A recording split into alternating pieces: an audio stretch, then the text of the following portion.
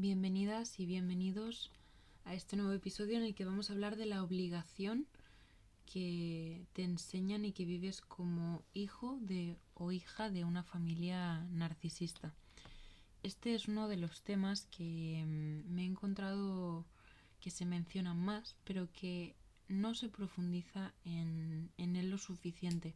Y creo que es fundamental hacer una pausa y analizar la obligación, porque al crecer en una familia en la que teníamos que estar completamente hipervigilantes todo el rato, luego cuando crece ese niño o esa niña, suele ser una persona muy perfeccionista, hiperresponsable, que se hace cargo de lo suyo y de lo de los demás, que tiene sentimiento de culpa si para, que no sabe descansar, que siempre tiene que estar haciendo algo, no puede estar quieta, una persona nerviosa, pero a lo mejor también muy metódica, muy exigente, que incluso no demuestra sus sentimientos, que tiene pocos amigos, bueno, un montón de cuestiones. En este caso lo que quiero comentarte es lo siguiente. El sentido del deber y de la obligación es muy bueno. Es un sentido que falta en la sociedad de hoy en día y que es necesario recuperar, pero que en las familias narcisistas se enseña de una manera partidista y siempre pensando en el capricho del padre o de la madre, o de los dos, de la persona, digamos, en torno a la que gira toda la dinámica familiar, que suele ser la persona narcisista, ¿no? Entonces, en este caso, el deber, por ejemplo, de una familia normal sería pues tirar la basura, recoger las cosas, recoger los juguetes, el, el ayudar a los demás, el recoger la mesa, el dejar espacio al otro, el dejar que cuente sus cosas y que se exprese. Son deberes emocionales, físicos, psicológicos, de logística, pero en una familia narcisista los deberes tienen que ver con el cumplimiento de las expectativas que tiene ese padre o esa madre con respecto al niño y cómo quiere que se comporte en un determinado momento. Es decir, que en realidad de lo que hablamos son de los caprichos, ¿no? Son de los caprichos que tiene ese padre o esa madre, o simplemente de las cosas que piensan que debe ser de esa manera. Para los padres narcisistas, obligación es todo aquello que consideran necesario para sí mismos, que consideran necesario porque es cómo deben funcionar las cosas. Y no hay una distinción real entre la obligación y el capricho. Y muchas veces no se tiene en cuenta el bien común, sino solo el bien de esa persona. Por ejemplo, ¿cuántas veces se habrá negado el hablar, el afecto, tanto de abrazos como el entendimiento, el validar las emociones, el poder contar algo que preocupaba, simplemente porque no es el momento, porque ahora no quieren hablar, o, o cuando les cuentas algo que te preocupa o algo en lo que necesitas ayuda y directamente ellos se quejan de que eres un desastre, de que siempre lo haces todo mal, de que siempre lo dejas todo para el último momento y que así no vas a llegar a ningún lado, que todo lo que hacen por ti, en vez de ayudarte a solucionar la situación y enseñarte a tener las herramientas para que no te vuelva a pasar, recibes una cascada de críticas y una cascada de malos pensamientos que te hacen creer que eres la peor persona del mundo. Y eso proviene de tus propios padres, ¿no? Aquí tampoco quiero poner muchos ejemplos personales porque la idea es ayudar, no destriparme, pero quien lo ha vivido sabe a lo que me refiero. Al final, la obligación en una familia narcisista tiene que ver con cada cosa que esa persona quiera que se haga. Y si no, se va a producir un berrinche. Si no, se va a producir un cambio inesperado de planes. Si no, va a pasar cualquier cosa que no tenga la mínima importancia en absoluto, pero que va a ser el desencadenante para que esa persona por fin cumpla lo que en realidad quería hacer desde el principio. Como por ejemplo, no asistir a algún plan y por eso echa la culpa al hijo. Pues ese día no tenía ganas de hacer la cena, entonces le echa la culpa a la mujer porque ha hecho no sé qué. y deja el plato encima de la mesa o lo tira al suelo o lo que sea, ¿no? Ese tipo de cuestiones. Al final es disfrazar esa voluntad personal de bien común y siempre tenemos la comprobación siguiente, que es hacerse la víctima. Siempre él o ella es la persona que no es entendida, que no es lo suficientemente respetada, que no se le tiene lo suficientemente en cuenta. Entonces, si ya como adulto es difícil manejar esta situación, como niño te quedas realmente muy desubicado y te vuelves completamente hipervigilante a cada una de las señales, gestos, movimientos, expresiones, cambios de tono, formas de actuar. Empiezas a ser una persona muy calculadora, pero porque como la actitud y tu ambiente no es nada predecible, tienes que ser completamente hipervigilante para poder desenvolverte en un ambiente en el que entender la situación depende depende todo. Tienes que entender la situación y lo peor es que nadie te explica nada y nadie entiende nada porque simplemente es el capricho de esa persona, es lo que quiere hacer, ¿no? Entonces, además de tener que ser una persona hipervigilante que está completamente pendiente de lo que quieren hacer o de recibir la culpa o de ser el chivo expiatorio muchas veces por los que no se hace o se hace tal o cual cosa, es muy común también que en las familias narcisistas te presenten que el ideal es la abnegación, pero no la abnegación entendida de forma positiva. Es decir, hay una abnegación positiva, ¿vale? Que es la que vamos a ver a continuación. Es esa forma de cuidar a los demás, por ejemplo, que tiene una madre cuando está pendiente de su hijo, de que no le falte de nada, de estar siempre, pues por ejemplo, muy pendiente de la casa, de que todo el mundo esté bien. Pero luego ella tiene sus propios límites y si tú le vienes a las 3 de la tarde, cuando ella descansa o cuando ella le gusta ver su telenovela o lo que sea, te va a decir, oye, que es un ejemplo muy, muy tonto, ¿no? Pero quiero explicaros que es una persona que se da a los demás, pero porque quiere, luego no va diciendo, fíjate todo lo que yo he hecho por ti y tú no me lo devuelves. No, al contrario, no busca hacerse la víctima, sino que es su forma de expresarlo. Es una persona que trabaja mucho, es una persona que se dedica a los demás, pero luego no va buscando el ser recompensada porque lo hace porque verdaderamente quiere. Y tampoco exige nada a los demás ni se mete en la vida de nadie. Esa persona es feliz viviendo de esa manera y ya está. De hecho, ese es uno de los ideales cristianos, el hacerse siervo de los demás, pero siervo no porque te puedan pisar, sino porque estás pendiente de los demás. Ahora bien, tú tienes tus límites y tú eres amado como hijo de Dios. Fíjate si eso es importante y si eso es tremendo, ¿no? Y vales toda la sangre de Dios, toda la sangre de Cristo. Fíjate. O sea que la abnegación no está reñida con la autoestima, ni siquiera en la tradición judío-cristiana. Tú puedes ser una persona completamente atenta que cuida de los demás y tener tu momento de descanso, de autoestima, no meterte en la vida de nadie y que nadie se tenga que meter en tu vida. Sin embargo, cuando hablamos de familias disfuncionales, de familias narcisistas, te explican que el ideal abnegado es aquel ideal que está siempre solícito a los caprichos y a los deseos de, además, esa persona en concreto, en cualquier momento, en cualquier circunstancia y de forma incondicional. Más que una abnegación parece una servidumbre.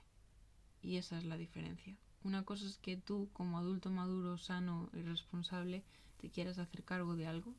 Y otra cosa es que tú desde pequeño crezcas con la obligación de tener que responder a cada uno de los requerimientos de una persona en torno a la que gira y danza todo el digamos, de miembros de la familia. Eso es completamente distinto porque al final lo que acaba generando es que no tengas filtros para nada y que siempre tengas que decir que sí a lo que él o ella quiera. Dicho esto, lo que aprendes es que como hijo y como niño no puedes serlo, no puedes ser vulnerable, sino que en todo caso tienes que dar, tienes que ser tú el que provea. Y esto es realmente problemático porque el orden natural es que los padres son los que cuidan del bienestar de los hijos, los que les enseñan las herramientas para regularse física, emocional, psicológicamente. Y en las familias narcisistas es al contrario, es el hijo el que tiene que responder a los requerimientos de los padres para poder salvaguardar ese bienestar común. Es una inversión completa y por eso insisto tanto en que lo máximo y lo que te recomiendo que sientas por tus padres en estas situaciones, puede que pases por un momento de ira, de rechazo, de lo que tú quieras, pero en realidad son personas que nunca han madurado. Son personas que nunca han tenido la posibilidad de desarrollar herramientas y emociones sanas, por lo que van a replicar lo que han visto y lo que han conocido. Y si te das cuenta, suelen ser personas que han tenido una infancia difícil o que no han sabido llevar bien su infancia o que no han recibido las herramientas necesarias. Por lo tanto, es imposible que a ti te enseñen algo que ellos no saben. Así que lo máximo y lo correcto es sentir pena y luego límite y distancia. Es muy muy importante. Volviendo al tema, como es el hijo el que tiene que proveer, te haces completamente hipersensible, hipervigilante, pero también hiperresponsable. No te permites, porque no está permitido en ningún caso, cometer el más mínimo error de cálculo. Y no es que no hagas las cosas o si las hagas o que hagas lo que debes hacer, sino que además tienes que hacerlo exactamente como ellos quieren. Y todo hijo o hija de familia narcisista sabe la de veces que ha tenido que discutir porque en su propio espacio o en sus propios temas ha empezado a tomar decisiones sobre sus propias cosas o ha querido decir o ha querido tener cualquier conversación o ha hecho X, pero como no ha sido exactamente como el padre o madre esperaba, entonces es todo nefasto y eres la peor hija, eres el peor hijo, con todo lo que yo hago por ti, etc.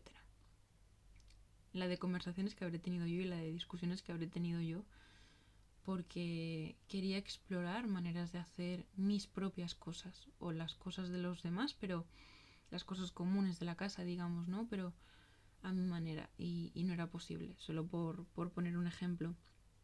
Al final hay dos opciones. O eres la oveja negra, que acaba rebotándose y se va lo antes que puede, o acabas siendo una persona completamente retraída, aplatanada, sin carácter, pero lo peor es que también neurótica. ¿Y por qué digo esto? Porque sí que conozco el caso y los casos de familias perfeccionistas en las que pues a lo mejor hay un padre muy perfeccionista o una madre muy perfeccionista que tiene que ser como ella diga, son sus normas y tal, pero no hay esa parte de crítica, esa parte de abuso psicológico, de victimismo y es el padre el que efectivamente se hace cargo del bienestar de los hijos. Y puede que por rebote uno se acabe yendo y el otro se acabe quedando y tenga un carácter un poco más tímido, pero eso no tiene absolutamente nada que ver con lo que estamos diciendo. Lo que estamos diciendo es que todo lo que se le pase por la cabeza a esa persona, a ese padre, debe ser cumplido. Y si no, hay críticas que te hacen que tú como niño seas lo peor del mundo. Y además no te dan las herramientas para regularte y además se te retira el amor. Y el padre es la víctima. Esa es la situación. En familias perfeccionistas puede que el padre se enfade, pero si tú le llamas y le dices, papá, me pasa esto, él te va a acoger. Cuando eres hijo o hija de una familia narcisista, eso no lo tienes tan claro. Y es muy difícil, porque no tienes un paracaídas. Te sientes completamente solo, y ese es otro de los miedos, el miedo a la soledad, pero no miedo a quedarte solo, sino al miedo interior de saber que estás solo ante una situación que no entiendes, que no conoces y que no sabes cómo atajar. Y sobre todo que no se lo puedes contar a nadie, porque si no, vas a ser tú el traidor que va a desvelar que esa familia no es tan perfecta como parecía ser. En definitiva, te sientes culpable porque nunca eres lo suficientemente bueno y cuando tienes que pedir ayuda también te sientes culpable porque dejas de estar en la posición de dar y dar y haces algo que no has hecho nunca, que es pedir para poder recibir porque tienes necesidad. Porque cada vez que lo has hecho has sido criticado o no has sido reconocido o no te han enseñado a ponerle nombre o no le han dado la suficiente importancia. Además, si pides ayuda lo vas a pedir suplicando e incluso pidiendo perdón por adelantado, que este es uno de los síndromes que suelen ser muy comunes entre hijos de familias narcisistas. El pedir perdón, el suplicar el perdón por pedir ayuda, cuando pedir ayuda es algo que los hijos deberíamos poder pedir, sobre todo cuando somos más pequeños, porque estamos hablando todo esto de situaciones en las que digamos, somos niños. Cuando ya llegamos a la edad adulta, uno tiene que hacerse responsable de su propio bienestar. Esa es la cuestión. Lo que estamos hablando aquí es de la forma en la que hemos sido criados. Y claro, no sabes cómo articularlo, no te enseñan a nombrarlo, no te enseñan a diferenciarlo y no te enseñan que te acompañan en ese proceso.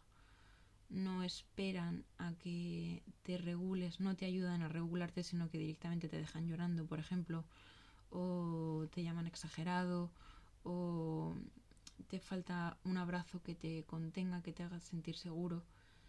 Entonces aprendes que es mejor no llorar, porque total no te van a dar un abrazo, o es mejor no pedir, porque total eres tú el que tienes que estar pendiente. Entonces te autocensuras. Y eso se traduce cuando eres adulto en tomar responsabilidades que no son tuyas, porque has aprendido que tú siempre tienes que tomar responsabilidades. Y al final, solo queda una opción. Y es a mí la que me ha ocurrido y por la que también ha nacido un poco este canal. Y es porque he parado cuando he enfermado.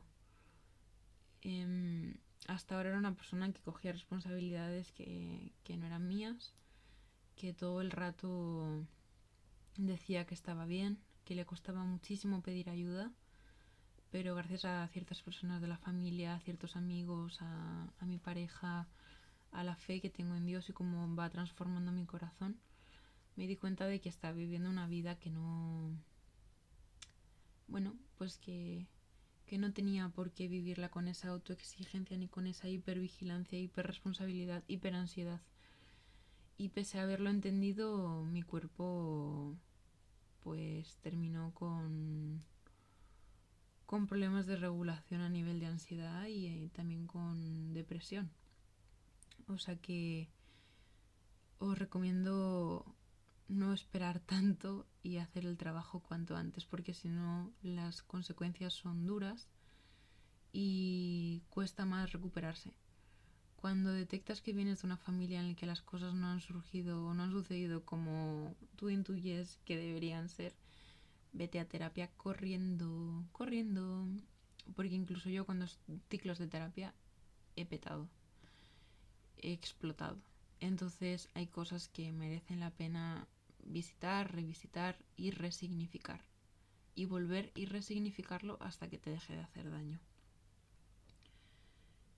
Tenía un montón de cosas que decir para este episodio, pero también serían cuestiones más personales que no voy a desvelar también por mantener la intimidad. Lo único que te quiero recordar es que puedes ser una persona abnegada con las personas a las que amas, pero eso no significa que tengas que ser una persona completamente entregada y despersonalizada. Está bien que pidas ayuda y sobre todo si quieres tener hijos, si quieres tener una familia y quieres ser esposo, quieres ser esposa, quieres ser madre, quieres ser padre, quieres ser un buen amigo, quieres ser un buen hermano, haz un trabajo interior para reconocer tus emociones, ver cómo las regulas, ver todo lo que te faltó y crear mecanismos y aprender herramientas para poder llevarlo a cabo, porque luego si no te vas a encontrar hiriendo a las personas a las que quieres, porque nunca aprendiste esas herramientas y la responsabilidad va a ser tuya. La responsabilidad es tuya. ¿No te lo enseñaron? Vale, pero eres adulto. tienes que aprenderlo. Entonces, calma, mira a ver qué es lo que te sigue haciendo daño, ve a terapia, revisa qué acontecimientos o en qué momentos para ti se te hace la vida muy cuesta arriba, porque no lo entiendes, porque piensas que tienes que encargarte. Cuando estés en la rueda del hámster, piensa, ¿cuáles de estas son mis obligaciones, mis responsabilidades? ¿Cuáles son las responsabilidades que yo creo que tengo o que me han dicho que tengo? Analízalo, ¿en realidad las tienes? ¿Cómo las estás ejerciendo? ¿Tienes que ejercerla con ese grado de intensidad? ¿Es necesario? ¿Estás descansando? ¿Qué sientes? ¿Te tomas el tiempo para descansar y para recargarte? ¿Qué haces cuando te sientes cargada o cargado? ¿Qué puedes hacer para evitar explotar? Si no te has dado cuenta y has explotado, entonces, ¿cómo te regulas? Son preguntas muy, muy importantes. Y más allá de la importancia de las preguntas, lo que es verdaderamente vital es la calidad de las respuestas. Porque seguramente lo que tendrás que hacer será sentarte con un papel, un boli, escribir, ver todo lo que te ha pasado, ver pregunta por pregunta, llorar como una magdalena y proponerte objetivos. Y va a ser un plano inclinado. Si tú llevas toda tu vida enfadándote o teniendo una desconfianza absoluta o teniendo terror a lo que puedan decir de ti y eres una persona que está siempre buscando el aparentar y el quedar perfectamente bien, de la noche a la mañana no vas a pasar a ser una persona tranquila, que está perfectamente a gusto con quien es y que no tiene que demostrarle nada a nadie. No. Pero a lo mejor ese día puedes contarle a un amigo que hay algo que te está costando. Ese día puedes hacer algo y en vez de dar el 200%, dar el 150%, y también estará muy bien. Al siguiente día darás el 200, pero ese día el 150, y también está bien. Porque será más allá de la excelencia, ¿no? Pero le habrás quitado esa parte de ansiedad. Un día puedes dedicarte a descansar un poco. Otro día puedes dedicarte también a escuchar a otras personas, cómo descansan, cómo lo hacen. Al final es el buscar el camino propio. Y por eso es importante, más que las preguntas, las respuestas y tus objetivos. Y eso, yo lo que te recomiendo que a mí me ha funcionado es ponerte un objetivo diario. Decirte, oye, pues este mes voy a trabajar esto. Y tratar de hacerlo y ponerte objetivos y tratar de aprender todo lo que no te enseñaron. Y sobre todo rodearte de personas muy buenas que puedan entender tu proceso y ayudarte a tener esas herramientas. Así que psicólogo de cabeza y luego gente buena. Bueno, espero que este episodio te haya ayudado a entender un poco la obligación, a entender por qué eres tan hiper responsable, por qué estás siempre con la lengua afuera, porque te sientes en un círculo en la rueda del hámster y porque es bueno que pares cuanto antes y reflexiones. Porque si no, tu cuerpo va a parar por agotamiento y eso no te lo recomiendo para nada, por experiencia propia. Así que, bueno, espero que te haya ayudado y nos vemos en el siguiente episodio. Chao.